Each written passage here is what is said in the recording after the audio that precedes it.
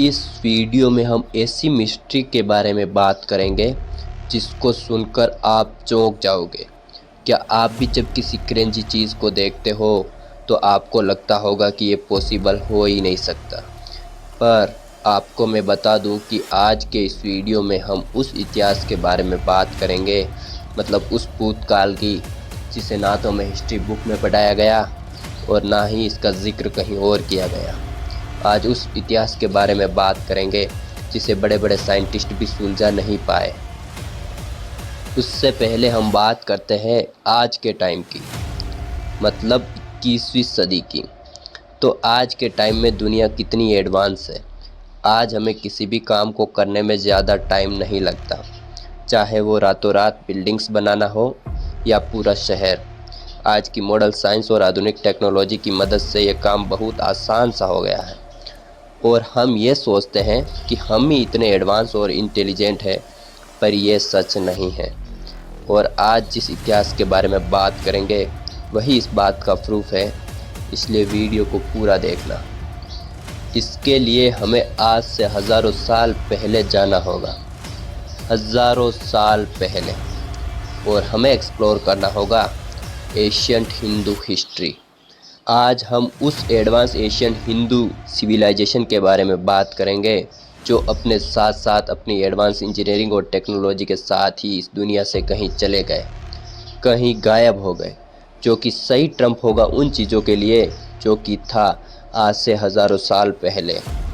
पहले बात करते हैं कर्नाटक के बालकोट डिस्ट्रिक्ट के अलीहोल के दुर्गा विष्णु टेम्पल की। यह हज़ारों साल पुराना एशियंट हिंदू मंदिर है और इसमें आप लॉर्ड विष्णु के वराह अवतार को देख सकते हैं और इस मूर्ति के रेफरेंस में एक मॉडल फ़ोटो को भी देख सकते हैं।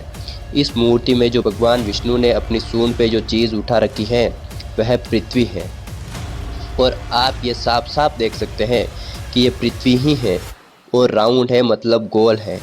जबकि कई सालों से तो लोग ये मानते आए हैं कि धरती जो है वो फ्लैट है, चपटी है, जबकि इस मूर्ति में हज़ारों साल पहले इस बात को बता दिया था कि धरती जो है वो गोल है, बॉल शेप में है। और अब बात करते हैं परमाणु बम की। परमाणु बम मतलब वो न्यूक्लियर बम जिसने जापान में हिरोशिमा और नागासाकी का क्या हाल किया था, जिसने चेरनोबिल की घटना घटी थी। और हड़प्पा और मोहनजोदड़ो जैसी एडवांस सिविलाइजेशन की खोज हुई तो जब वहाँ की मिट्टी का एनालाइजेशन किया गया तो ये पता चला कि ये मिट्टी बहुत ज़्यादा हाई टेम्परेचर से गुजरी है। इतना हाई होने के कारण ही शायद इस सिविलाइजेशन का अंत हुआ और ये तभी पॉसिबल है जब वहाँ कोई न्यूक्लियर ब्लास्ट हुआ हो।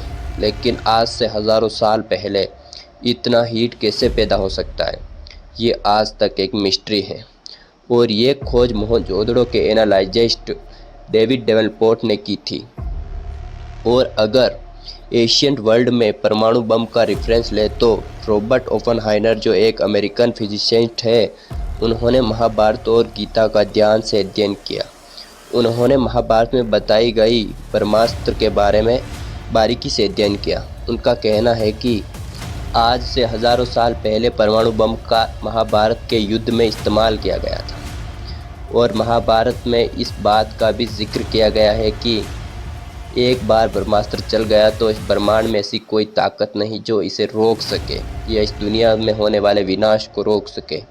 और कहा जाता है कि जब ब्रह्मास्त्र चलता है तो आसमान में सूरज से 1000 गुना ज़्यादा हीट वाला चमकता हुआ आग दिखाई देता है और चारों तरफ स्मोक होता है और सब कुछ ख़त्म हो जाता है। धरती सूख जाती है, बारिश आना बंद हो जाती है और चारों तरफ तबाही तबाही फैल जाती है। जहाँ जहाँ ब्रह्मास्त्र का उपयोग किया गया वहाँ वर्षों तक खेती नहीं होती। बिल्कुल वैसे ही विश्लेषण है ये जब परमाणु बम गिरने पे होता है और शायद यही कारण हो सकता है कि महाभारत के युद्ध का भी और मोहनजोदड़ो जैसी सिविलाइजेशन के अचानक से ख़त्म हो जाने का भी। अब बात करते हैं टेस्ट ट्यूब टेक्नोलॉजी। माना कि टेस्ट ट्यूब बेबीज़ अभी के टाइम की मॉडल साइंस की सबसे बड़ी अचीवमेंट है, लेकिन महाभारत में भी गांधारी ने 101 बच्चों को जन्म दिया था, 100 कौरव और उनकी एक बहन दुश्यला। पर आपने कभी यह सोचा है कि एक माँ 100 बच्चों को जन्म कैसे दे सकती है, वो भी सेम टाइम पे?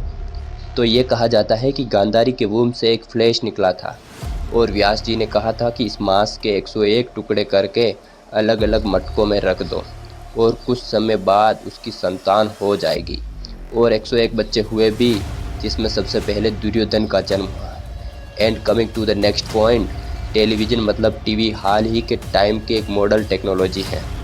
तो याद कीजिए उस समय को जब संजय धृतराष्ट्र को महल में बैठे बैठे क्या हो रहा है कुरुक्षेत्र के युद्ध में ये बताता था, जो कि ये बात सुनने में बिल्कुल अजीब सी लगती है। लॉर्ड विश्वकर्मा, भगवान विश्वकर्मा की हम पूजा करते हैं, पर आपने कभी उनकी मूर्ति पर ध्यान दिया है? एक हाथ में स्केल और दूसरे हाथ में रस्सी या टेप जैसा कुछ, और उनके पीछे आप देखोगे तो कई सारे इंजीनियरिंग से रिलेटेड टूल्स को देख पाओगे। अब बात करते हैं रामापा टेम्पल की। रामापा टेम्पल तेलंगाना में स्थित बहुत ही प्रसिद्ध मंदिर है, और इस टेम्पल को जब बारीकी से एक्सप्लोर किया गया तो ये पता चला कि ये मंदिर 8.2 रिक्टर स्केल के अर्थक्वेक भी आ जाए तो भी इस मंदिर का कुछ नहीं होगा। ये मंदिर 800 सालों से आज भी वैसा का वैसा ही है। उस मंदिर के इंजीनियर्स को ये पता था कि हमें क्या करना है कि 8.2 रिक्टर स्केल का भूकंप भी आ जाए तो भी ये बच सके, जो कि आया भी था 17वीं सेंचुरी में, और आसपास का सब कुछ तबाह हो गया था, लेकिन इस मंदिर को कुछ नहीं हुआ। क्या था वो मैजिक, क्या थी वो टेक्नोलॉजी?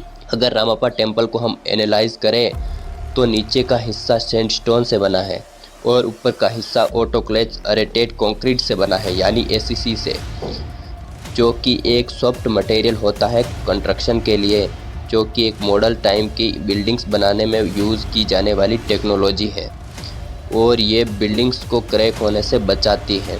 इसी तरह 800 साल पहले इस कंक्रीट का यूज़ किया गया था। रामापा टेम्पल के बारे में ये बात सुनकर बिल्कुल अजीब सा लगता है या अनबिलीवेबल लगता है। अब बात करते हैं पिरामिड्स की।